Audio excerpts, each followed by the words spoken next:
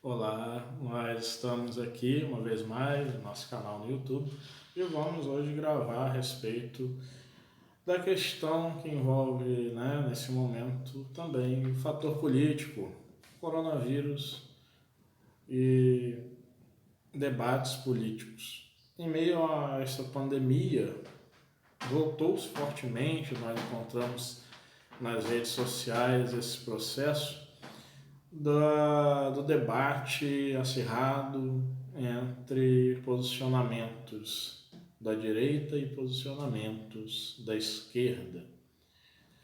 A esquerda que modificou-se no decorrer dos anos, no decorrer das mudanças sociais e passou a ser a New Left, a nova esquerda, preocupada com as minorias, É, gays, a proposta LGBT, o feminismo, apesar de as mulheres serem maioria, enfim, essas questões das cotas raciais, todas essas questões que envolvem as minorias, negros, as questões aí de raças e tal. E nós temos aí um debate muito forte a respeito de se o sistema político, por exemplo, chinês, fala-se muito do Partido Comunista Chinês ter aí tido uma boa posição em relação à pandemia e mostrando a sua economia sempre forte, de uns anos para cá. E eu vou ler alguns trechos do livro O Futuro Chegou, do sociólogo italiano Domenico De Masi. Há algumas coisas aqui que claramente tem contrapontos, tem contra-argumentos. É um livro de 768 páginas, obviamente não é interessante ficarmos em um só autor, mas lendo alguns trechos nós vamos entender que dá para ter diversos elementos diante de um estudo assim realmente grande que ele fez. E a partir do capítulo em que ele fala sobre o modelo chinês, a grandeza composta, ele vai dizer o seguinte, terminar o item Ordem e Desenvolvimento com o seguinte texto. Até 2020, a China, que hoje já é líder mundial na produção de nanotecnologia, lembrando que o livro foi editado em 2014, e está em terceiro lugar na produção de biotecnologia, terá um PIB igual ao dos Estados Unidos, terá as maiores reservas financeiras, será o maior comprador de automóveis e o principal produtor de reverse innovation. Possuirá os maiores bancos do mundo e 15 megalópolis com mais de 25 milhões de habitantes. Entre os países emergentes do BRIC, Brasil, Rússia, Índia e China, e os dos CIVETs, Colômbia, Indonésia, Vietnã, Egito, Turquia e África do Sul, a China será de longe o mais poderoso e o seu modelo, o consenso de Beijing, exercerá grande atração sobre os países pobres, sobretudo os africanos. Vamos ver agora o que ele faz em análise em relação ao consenso de Beijing. E é aqui que ele vai mostrar que verdadeiramente o governo chinês tem lá o título de Partido Comunista, porém o modelo é um modelo híbrido, é um modelo realmente composto, por isso o subtítulo do capítulo, a grandeza composta. E ele vai dizer assim,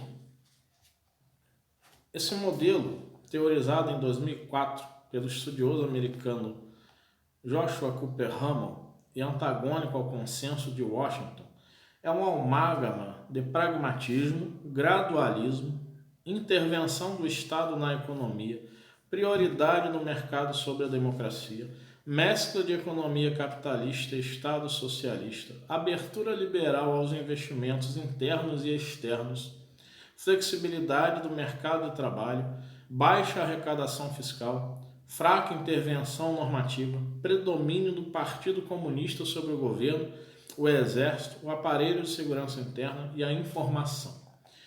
O diretor do Journal of Contemporary China, Sun Shenzhao, assinalou 3 características no modelo chinês: a abordagem de natureza pragmática e experimental, que moderniza o país sem recorrer a estratégias radicais, mas traçando um percurso gradual.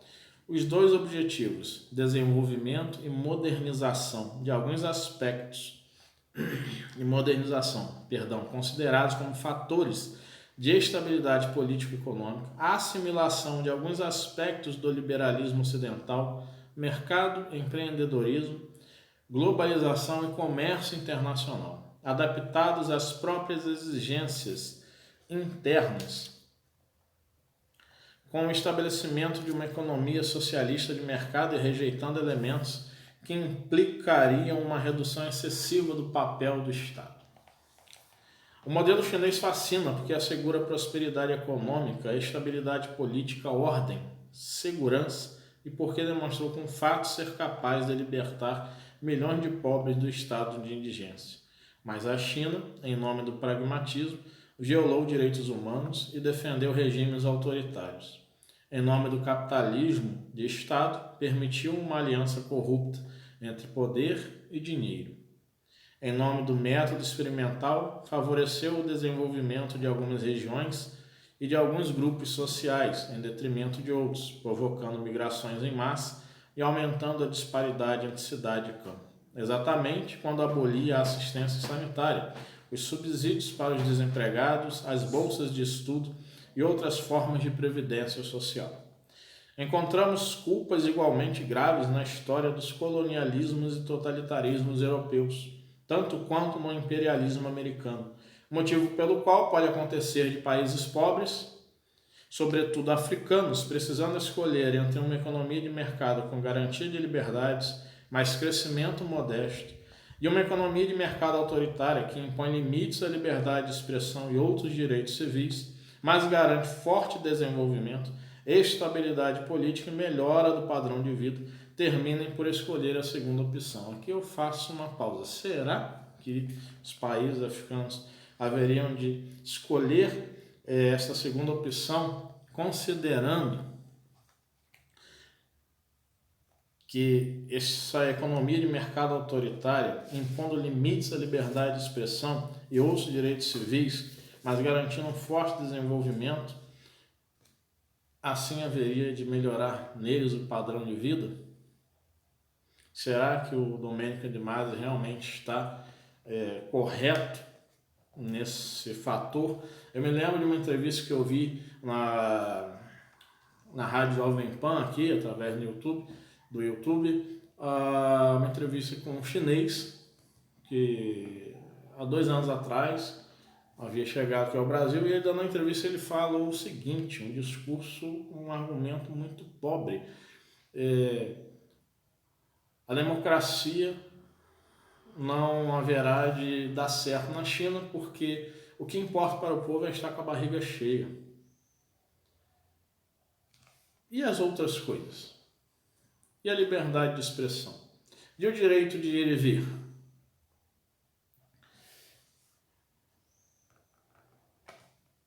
E os direitos trabalhistas, no sentido de se poder até mesmo entrar na justiça contra o próprio governo? E o acesso irrestrito à internet, por exemplo, para saber e estar conectado com as informações, do mundo?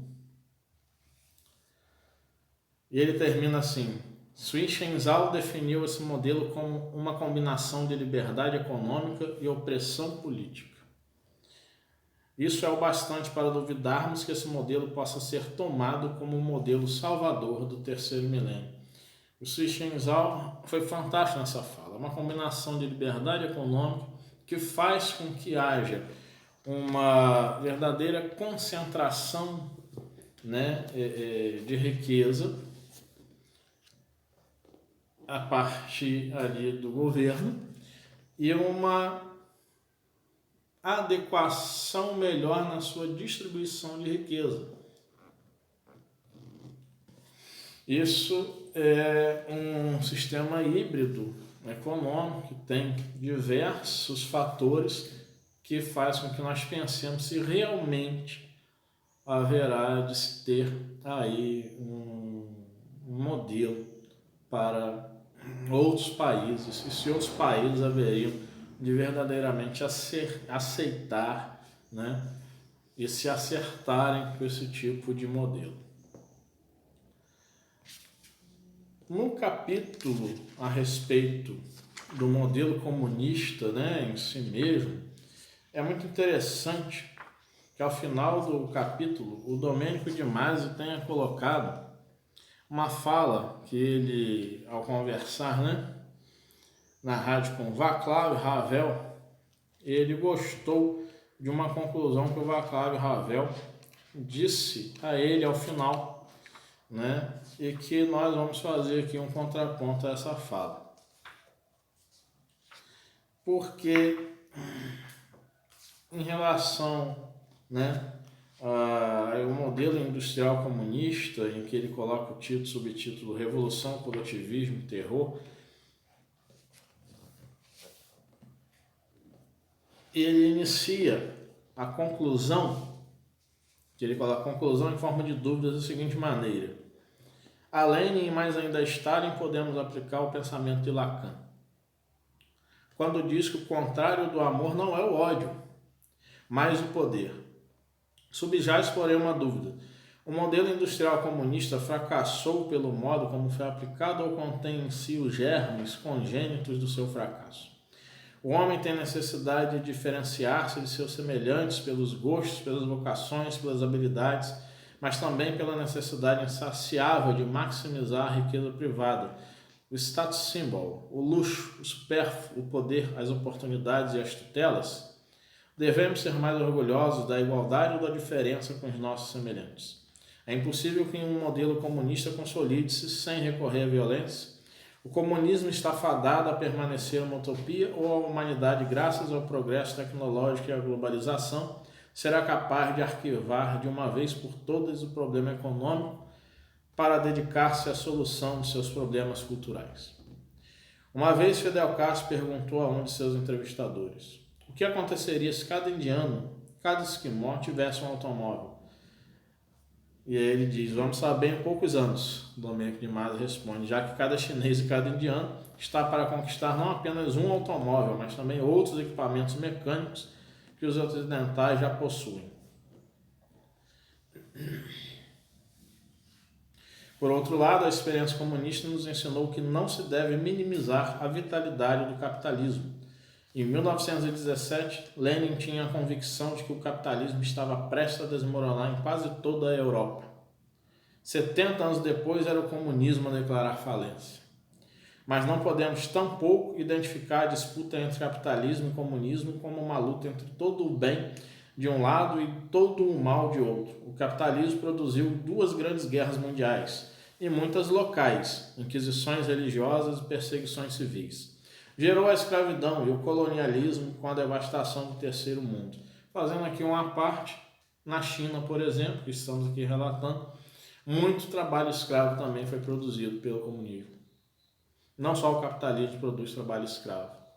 Eis um ponto histórico que nós devemos também levar em conta.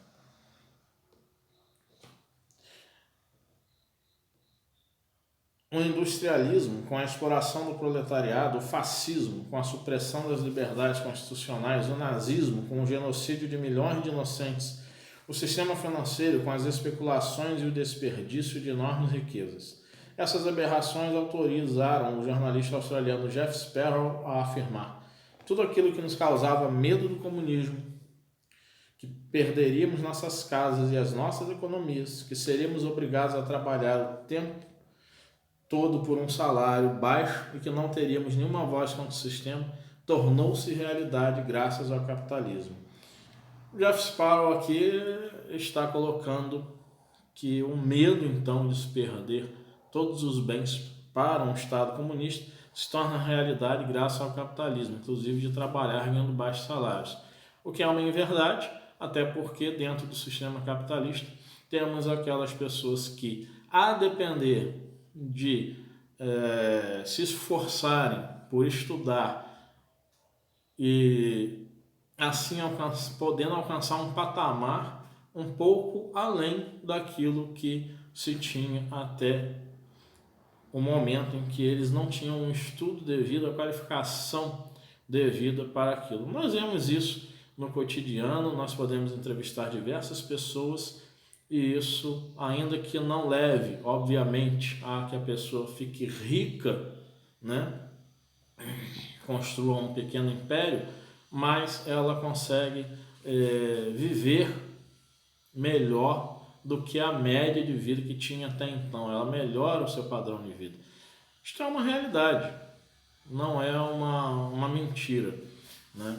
E colocar também determinados argumentos em que não se tenha a prova, né, contundente de que não, tais pessoas que crescem, que aparecem nas mídias, que começaram a ter suas empresas crescendo, que se tornaram empreendedores, né? E tiveram então por trás aí patrocinadores do capitalismo para dizer que o capitalismo é uma grande verdade. A pessoa que lá está, né, que veio de um campo inferior, né, de vida, um padrão inferior de vida, um padrão pobre, né, no sentido social, não que a pessoa seja em si mesma inferior, ela veria então patrocinada a alcançar o posto a que chegou. É a mesma argumentação contrária que fazem, né, os da extrema direita em relação, por exemplo, ao líder da OMS, o Tedros Adhanom, porque ele é de um partido comunista, de um país pobre da região africana e patrocinado por eles, foi galgando cargos políticos e chegou então a um cargo aí da OMS, de gestor da OMS. E está lutando pela implementação do comunismo no mundo. É o mesmo tipo de argumentação, a esquerda fazendo o mesmo tipo de argumentação que a direita faz em relação à esquerda. Pode haver interesse, no caso do Tedros Adhanom, por trás disso, acreditamos que sim. Sim, em política há interesse econômico, sim, né? Sim, mas não necessariamente que esse seja um argumento, então, de que foi patrocinada aquela pessoa especificamente para dizer que ela subiu no posto diante dos empresários, né, ali ligados à ideologia comunista. Do mesmo modo, uma pessoa no capitalismo que cresce foi patrocinada por uma pessoa, né, um grande empresário capitalista e dessa ideologia do capital, e a pessoa cresceu ali. Onde os méritos de cada um, né? Num campo onde não há interesse político, onde não há um envolvimento ali, né, específico, concreto, com partidos políticos, podemos dizer sim que há a possibilidade de uma meritocracia. E na conversa que nós estávamos falando, né, a respeito do comunismo que o Domênico de Masi teve, isso ocorreu nos dias que o muro de Berlim caiu e o Václav Havel concluiu dizendo ao Domênico de Masi o seguinte: o comunismo era capaz de distribuir a riqueza, mas não de produzi-la. O capitalismo é capaz de produzir a riqueza, mas não... Perdão, vamos voltar. O comunismo era capaz de distribuir a riqueza, mas não de produzi-la. O capitalismo é capaz de produzir a riqueza, mas não de distribuí-la. Por isso o comunismo perdeu, mas o capitalismo não venceu. Eu peço desculpas aqui, não vou retornar ao vídeo, porque o gatinho meu estava aqui miando, me atrapalhou um pouquinho. Agora, é interessante, o comunismo era capaz de distribuir a riqueza, mas não de produzi-la. Isso é um erro. O comunismo foi capaz de concentrar riquezas. Vejamos só a proposta dos mais médicos, né, de Cuba. Os médicos iam para cá, 70% a 75% do ganho deles iam para o governo cubano. Por isso que em Cuba, segundo muitos cubanos que estão no Brasil, você pode escolher, sim, né, na universidade, qual a faculdade você vai fazer, porém há um incentivo muito grande para que se faça medicina. Porque a partir de projetos como esse, o governo consegue oferir recursos. E aí, Cuba, o governo cubano sempre coloca que eles não cresceram mais devido ao bloqueio, né, às sanções que os Estados Unidos fizeram. Sim, há sanções realmente infelizes, há sanções que não permitem, né, maior abertura de Cuba. Porém, Cuba, em abrindo-se, como a China abriu, fazendo essa grandeza composta, obviamente, o que vai acontecer com a ilha? Vai crescer.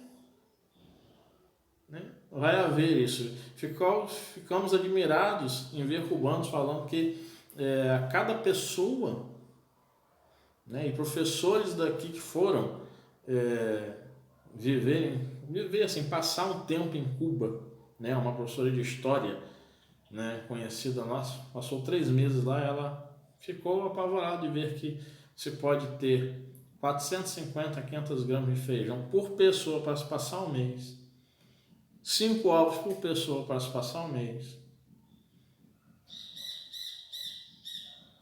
200 ml de óleo por pessoa para se passar um mês, 2 kg de arroz por pessoa para se passar um mês. Aqui nós podemos comprar 10, 15, 20 quilos.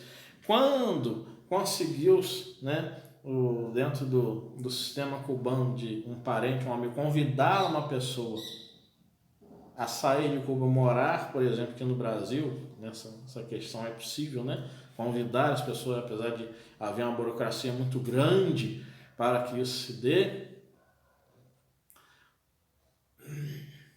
Quando uma pessoa, depois de 2 anos, olha o tempo, 2 a 3 anos, uma burocracia para o governo liberar os documentos dela, a fim de que as pessoas pudessem viver aqui no Brasil. Quando foi ao supermercado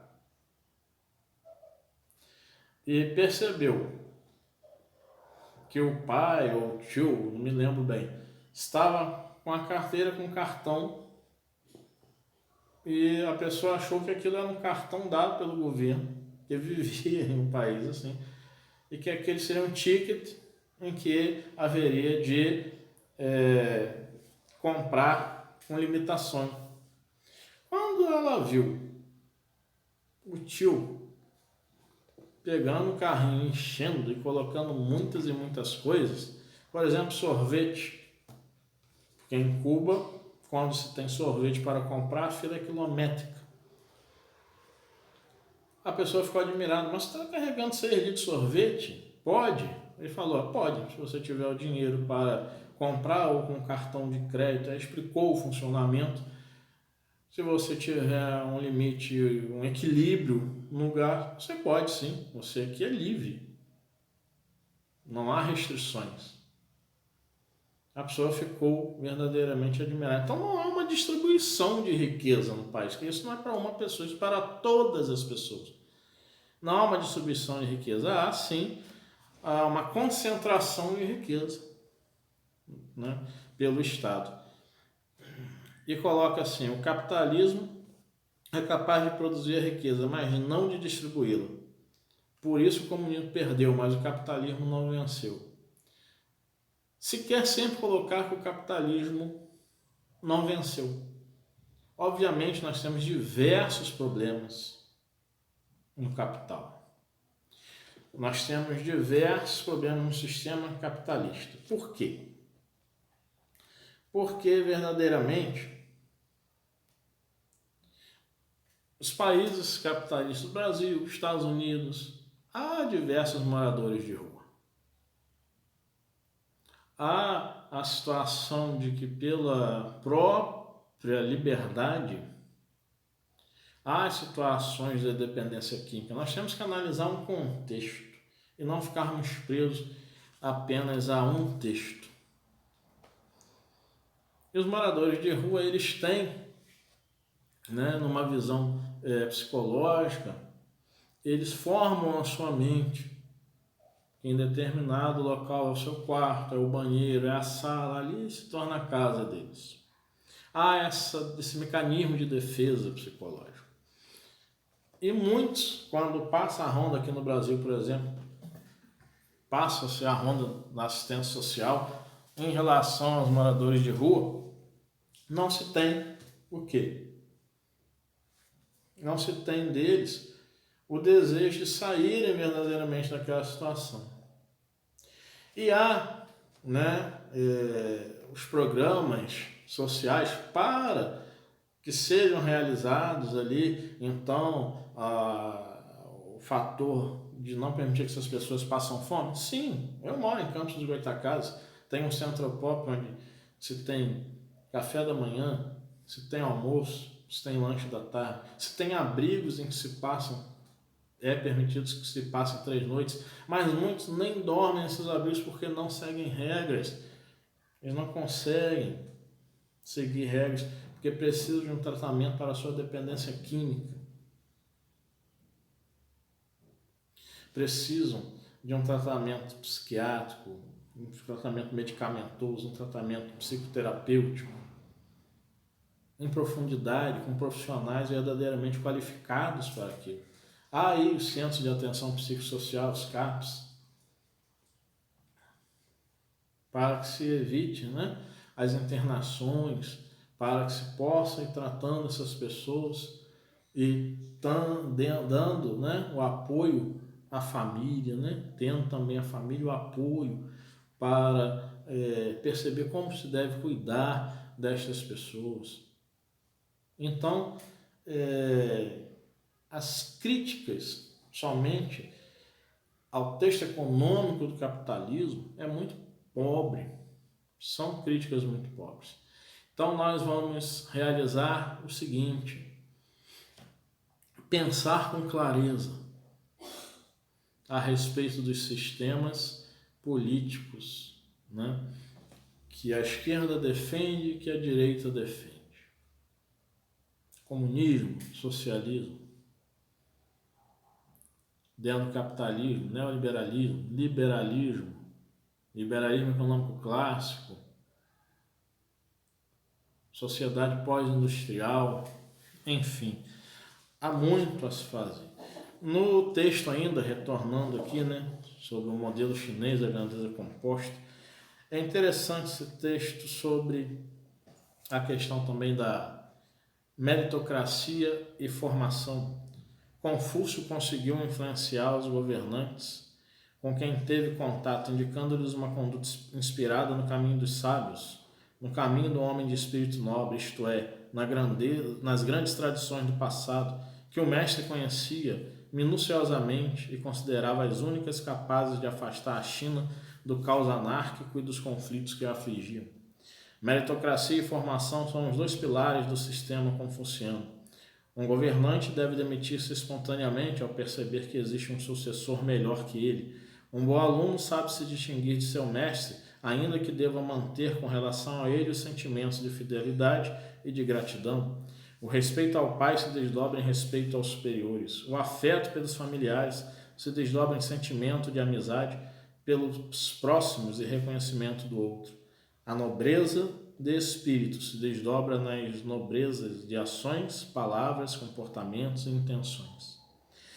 O homem nobre de espírito conhece o senso da justiça. O homem medíocre conhece apenas o lucro. Não só o lucro econômico, mas o lucro também das relações. Obviamente, se seguir estas questões que Confúcio colocou e que na era de Mao Tse Tung isso foi completamente abolido, né? Por exemplo, né, determinados livros como Tao Te Ching foram proibidos, né? Então, nós vamos começar a ver um modelo de sociedade onde se é possível haver um equilíbrio. E ainda que o capitalismo tenha suas falhas, é preciso se pensar como os economistas, os pensadores desse campo, os sociólogos, pensam, como o Domênico de Masi fez aqui esse estudo. E olha que, né, eu tenho um viés político liberal e o Domênico de Masi é um sociólogo italiano, claramente socialista. Mas pensar esses modelos sociais para nós não nos equivocarmos de quais modelos verdadeiramente eles são. Se são comunistas em realidade, ou se estão tendo algum tipo de autoridade, mas abrindo-se. Por isso, né, muitos colocaram desse sistema híbrido, não tendo estudos mais aprofundados a respeito dos aspectos econômicos da China, colocaram que a China se tornou capitalista e não se faz nem socialismo de mercado, que é realmente capitalista. E a única questão comunista que fica ali é a autoridade do governo sobre determinadas empresas que não podem crescer de forma muito exponencial e o controle em relação às informações, né? Principalmente o uso da internet e da liberdade de expressão. E aí já se corta a liberdade de expressão, desde que você não tenha informações, né, claras a respeito de outros países, informações que colocam-se contrárias ao governo. A liberdade de expressão está cerceada, como outros direitos civis também, como aqui no nosso país, do Brasil, nós podemos, ainda que haja muita morosidade judicial, colocarmos, né, o Estado na justiça. Que ao final desse vídeo vocês possam estar bem, inscrevam-se, compartilhem e ajudem, né, a que nós estejamos buscando refletir, pensar juntos. Fiquem bem.